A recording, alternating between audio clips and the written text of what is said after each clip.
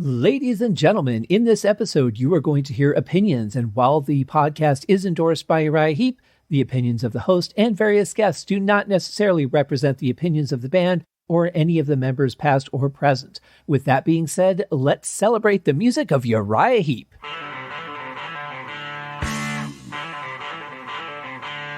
Welcome to Uriah Heep, the Magician's Podcast. I'll be covering every studio song the band has recorded and every bonus track that I can find. Each week we'll go over a new song from the beginning to where they are currently, and as they keep adding albums, I'll keep adding shows. Let the deep dive party begin. In the magic garden, some were singing, some were dancing. Hello and welcome to Uriah Heep, the Magician's Podcast. I am your host, Scott Haskin, and I am loving covering this album, Innocent Victim, the second album that John Lawton performed on. Trevor Boulder's been in the band for just the same amount of time. It's just been a thrill ride, this album. It's one I haven't been as familiar with. Most of the songs I did not know. So I have to say, my love for the band through this show has grown quite a bit. I've always loved Heat, but hearing all these other songs that I was not familiar with has just been quite a journey for me as well.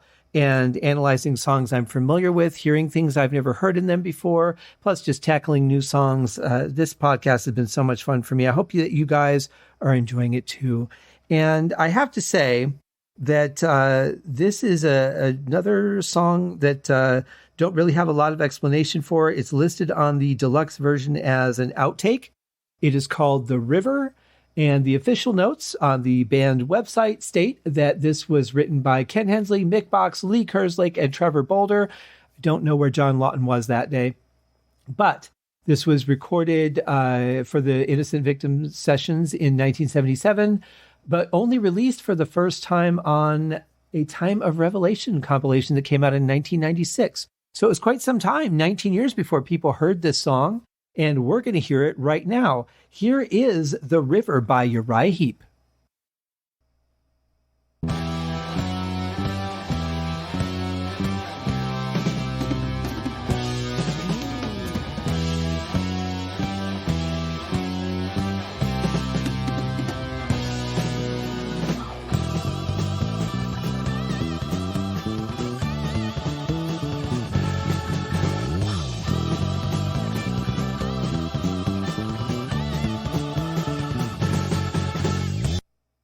Where do you even start? There's so many things that just happened. It's kind of crazy. It starts off really, dramatic. I love the fills that Lee Kerslake is playing there. I love the richness of the bass. I think the bass is a little bit loud in the mix, but it makes more sense when you get to the next section. Everything just sounds really good and strong, but you really don't know what you're in for. And then it just explodes into a really amazing bass part. Some solid playing from Mick, some great support from Ken Hensley on the Hammond. Wow. Just a way to kick off a song. Rising to high crest of midnight, wandering westward by daylight. Take us and lead us tomorrow, as fast as your current can flow. River, you're winding an unending rhythm. It's soothing, keep moving toward him. The spirit that keeps us from sinking, guide us from going astray. I don't know how exactly they recorded John Lawton, but what I can say is that it sounds very good. I hear, 2 layers at least, probably only 2. And I don't know if they used a doubler like Paul McCartney used, or if he's actually singing it twice. It's pretty precise. If he's singing all this twice, it's pretty dead on. I'm not hearing any variance whatsoever. But the song's got a great beat to it. It's really driving. The bass line is much more like I would expect from a Uriah Heep song, really strong and up and down the fretboard, playing some great higher register tones for a bass. You don't hear a lot outside of Uriah Heep, to be honest, but they really have the knack for just finding those frequencies that make a song sound different than everyone else, yet stay within the boundaries of what works in a song and then expands on those and finds other avenues to go down that still work, but wouldn't be what you would expect. And that has been a precedent that Paul Newton set in the beginning and has continued. We've had a little bit of a lull, but now I feel that bass side is back in place with the band. But this is just a powerful song. Typical powerful vocals from John Lawton. I do think that the mix is a little bit, I guess, lacking. But again, as I say every time, to be fair, it is an outtake. So you wouldn't expect it to have the shine that a final polished mix would. I think the mix sounds pretty good, just a little bass heavy, maybe drowning some other dynamics out. But apart from that, I think it's pretty solid. You can hear what's going on.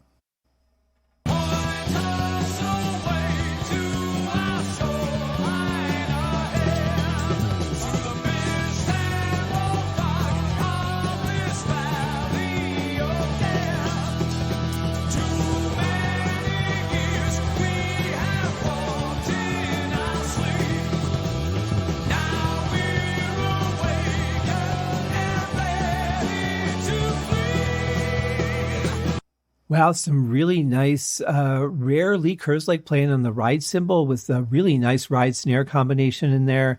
I'm hearing in the very background some vocals that are just more like oohs and ahs, supporting what's going on, kind of thickening up the sound a little bit.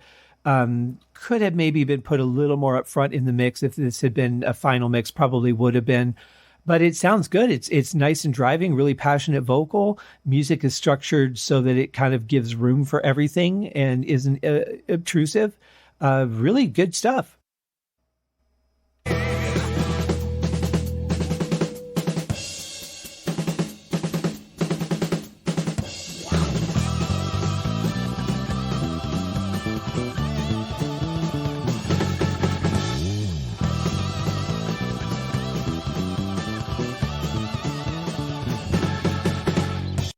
So here we're returning to that riff and section that we heard after the quick opening to the song. I really like this, though. I like what Mick's playing here. I like, again, the fact that it's not all over the place. It's very straightforward. It may seem a little repetitive, but it just feels good. It's like, something that you enjoy and you kind of want to hear it over and over. The part's not so long that it gets repetitive. I think it just sits in there very nicely. But yeah, another one, much like Choices, where I feel like you could get away with that very easily and it sounds pleasant. Where hitchhikers begging for mercy, survivors from yesterday's cursing. Don't damn us before you receive us. We're needing your faith and your trust. Point us away to our shoreline ahead. Through the mist and the fog of this valley of death. Too many years we have walked in our sleep. Now we're awakened and ready to flee. Well, the verse was a little interesting and kind of offsetting, I guess, a little bit, because the vocals started off fine and then all of a sudden they were slightly off the two tracks and then they were more off the two tracks, almost like somebody was just turning a dial. So if they were using a doubler, you would just kind of be turning up the separation between the two and slowing one down so that there's a slight delay before they start. That's kind of a chorus effect to an extent, but it's really more of just taking the two tracks and separating them so that there's a little bit of space in between them to add a little bit of a, sort of a third dimension to the audio. Now, I don't know, again, if that was the case. In these days, you can do that in seconds. You can just, duplicate the track in your digital audio workstation and then just slide it slightly to the right. And then boom, you've got it set with that separation. Back in those days, though, you couldn't really do that. So it was probably either a slight delay or a doubler. But if it was a delay, it was only like a one-time delay because it's not like it's repeating over and over. More likely a doubler, I would think. But in any case, it was like weird the way it staggered a little bit. So that was a little bit offsetting, but then there was that nice little vocal part that came in just once. I was kind of expecting it to happen again, but it didn't. And that's okay. It just made that one time more special. And then, of course, as we hit the chorus, it's just jamming. And I can tell you that beat is a lot of fun to play. Just that boom, dad, boom, dad, boom. It's such a powerful groove, really consistent, really driving, and not so fast that you can get easily lost in it. Like, it's pretty easy to keep it up at this tempo with solid accuracy and consistency in your hitting. So that's something actually we haven't really talked about for drummers. It's one thing to be able to play on time, to be able to, hit that bass where it needs to be, hit that snare where it needs to be, keep up on the hi-hat. But sometimes as drummers go, we get really into the song, we naturally start speeding up a little bit. Lee Kerslake is a pretty good metronome, though, I have to say. He's pretty consistent.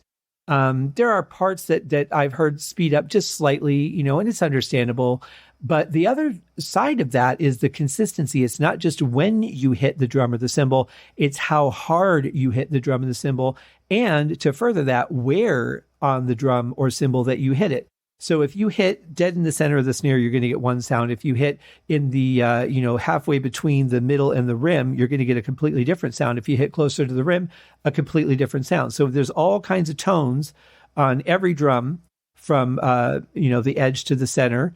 And then, cymbals are the same way because they're a physical object. They're shaped a certain way. If you hit them on the edge, you're going to get more of a ping sound. If you hit it really hard, you're going to get more of a crash sound. If you hit in the middle, you're going to get more of a tighter ping sound. It's all in how you do it. But so it's very important for a drummer to hit with consistency. If the snares were all over the place, like really harsh, kind of harsh, really harsh, not harsh at all, like the song would not, it just wouldn't push the way it needs to. So that snare especially is very important that you hit that consistently hard.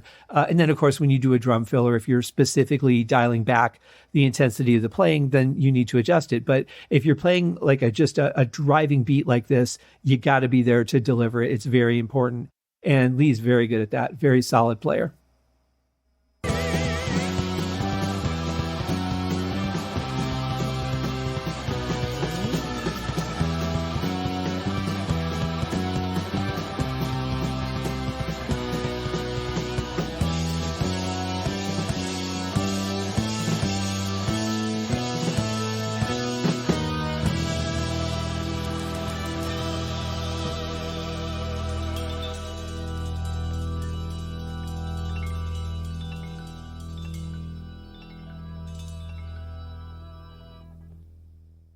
I really like that ending. Some great cymbal work there by Lee Kerslake. I'm not sure what the other sounds we're hearing are. I think that is a guitar. At first, I thought it was a piano, but I don't think that's right. I think that's a guitar playing. And then I know there's another guitar in the background. But I want to talk about that organ sound, that chord that's fading out. That is kind of a creepy, unsettling chord. Like, it makes me feel like things are about to take a turn. It's just a haunting sound to me. Might not have been the intention at all, but that particular tone has always felt a little unsettling for me. But it was a very interesting ending, a very powerful song. I don't know specifically why it wasn't included on the album. I think if they would have included it, though, probably would have needed a different ending, or maybe been a good ending for side one. But in any case, it wasn't on the album, didn't come out for years, but people eventually got to hear it, and we get to revel in its glory now, which is important.